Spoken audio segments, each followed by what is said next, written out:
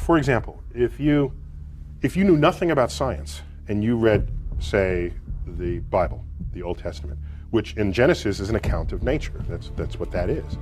And I said to you, give me your description of the natural world based only on this. You would say the world was created in 6 days and that stars are just little points of light, much lesser than the sun. And in fact, they can fall out of the sky, right? Because that's what happens during the Revelation.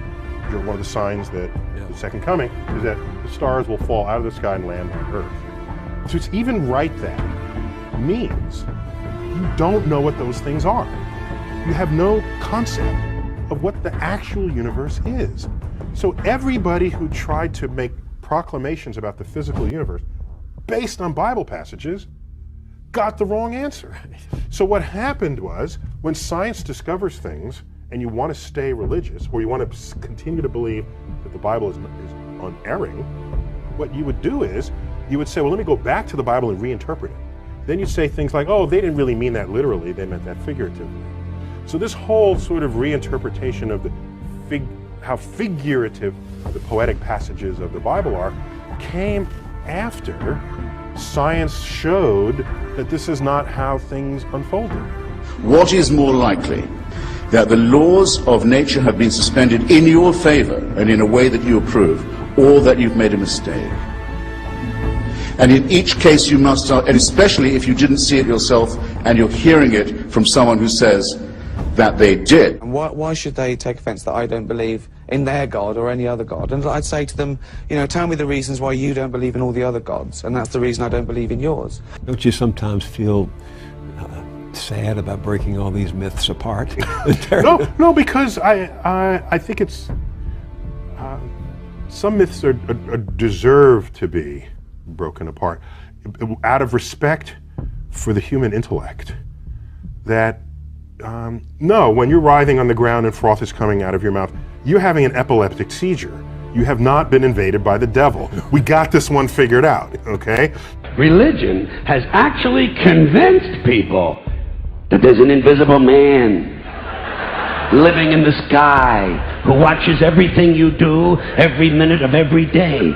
And the invisible man has a special list of 10 things he does not want you to do. And if you do any of these 10 things, he has a special place full of fire and smoke and burning and torture and anguish, where he will send you to live and suffer and burn and choke and scream and cry forever and ever till the end of time. But he loves you. God that our neighbors believe in is essentially an invisible person. He is a creator deity who created the universe to have a relationship with one species of primate. Lucky us. and he's got galaxy upon galaxy to attend to, but he's especially concerned with what we do, and he's especially concerned with what we do while naked. Just because they're offended by someone being gay, it doesn't mean they're right. It's a strange thing that comes out of being gay is a choice. No, being gay isn't a choice. I want to go, well, go, you try it then. If it's a choice, have a go. See how much you like it, Do you give people who make this case that was the beginning and that there had to be something that provoked the beginning, do you give them an A at least for trying to reconcile faith and reason? I don't think they're reconcilable. What do you mean? Well, so let me say that differently.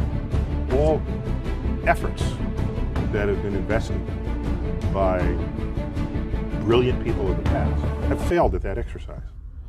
They just fail. And so the track record is so poor that going forward I have essentially zero confidence, near zero confidence, that there will be fruitful things to emerge from the effort to reconcile it. And for those of you who look to the Bible for moral lessons and literary qualities, I might suggest a couple of other stories for you. You might want to look at The Three Little Pigs. That's a good one. Has a nice, happy ending. I'm sure you'll like that. Then there's Little Red Riding Hood, although it does have that X-rated part where the big bad wolf actually eats the grandmother, which I didn't care for, by the way. And finally, I've always drawn a great deal of moral comfort from Humpty Dumpty. The part I like the best, all the king's horses and all the king's men couldn't put Humpty Dumpty back together again. That's because there is no Humpty Dumpty and there is no God. Many people claim to find it impossible to believe or to imagine that they won't exist after death.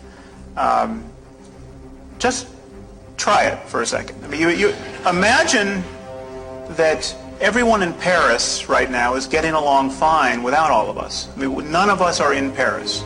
We are really, really materially absent from whatever is going on in every other city on this planet right now. You were absent for all of human history before your birth. The idea that you simply can't imagine not existing after death is really kind of just for lack of trying, I think. I say, fine, pray for anything you want, pray for anything, but what about the divine plan? Remember that? The divine plan. Long time ago, God made a divine plan, gave it a lot of thought, decided it was a good plan, put it into practice. And for billions and billions of years, the divine plan has been doing just fine. Now you come along and pray for something. Well, suppose the thing you want isn't in God's divine plan. What do you want him to do? Change his plan? Just for you? Doesn't it seem a little arrogant? It's a divine plan. What's the use of being God if every rundown schmuck with a $2 prayer book can come along and fuck up your plan? And here's something else, another problem you might have. Suppose your prayers aren't answered. What do you say? Well, it's God's will. Thy will be done. Fine, but if it's God's will and he's going to do what he wants to anyway, why the fuck bother praying in the first place? Seems like a big waste of time to me. Okay, just think about the Muslims at this moment who are blowing themselves up, convinced that they are agents of God's will. There is absolutely nothing that Dr. Craig can say against their behavior in moral terms, apart from his own faith-based claim that they're praying to the wrong God. If they had the right God, what they were doing would be good on divine command theory. Now, I'm obviously not saying that Dr. Craig or all religious people are psychopaths and psychotics, but this to me is the true horror of religion.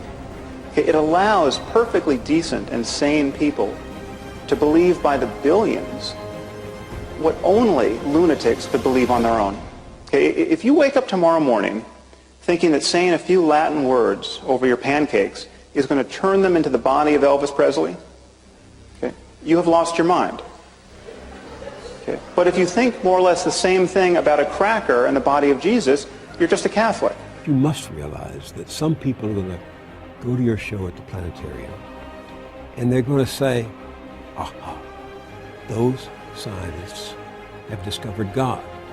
Because God, dark matter, is what holds this universe together. Was that a question? It's a statement. You know they're going to say that. So the history of discovery, particularly cosmic discovery, but discovery in general, scientific discovery, is one where at any given moment there's a frontier.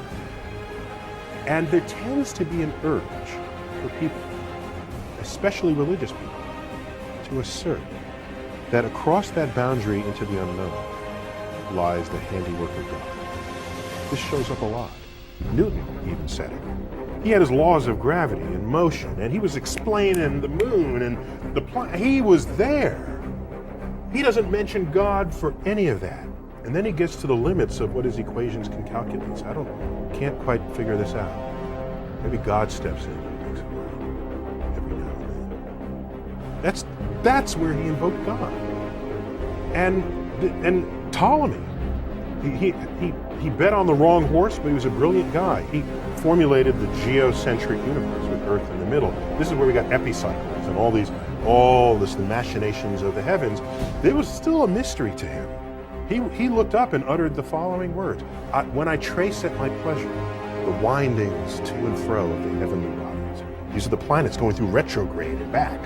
The mysteries of Earth. When I trace at my pleasure the windings to and fro of the heavenly bodies, I no longer touch Earth with my feet. I stand in the presence of Zeus himself and take my fill of imagine. What he did was he didn't invoke Zeus to account for the rock that he's standing on or the air he's breathing. It was this point of mystery, and in gets invoked God. This, over time, has been described by philosophers as the God of the gaps.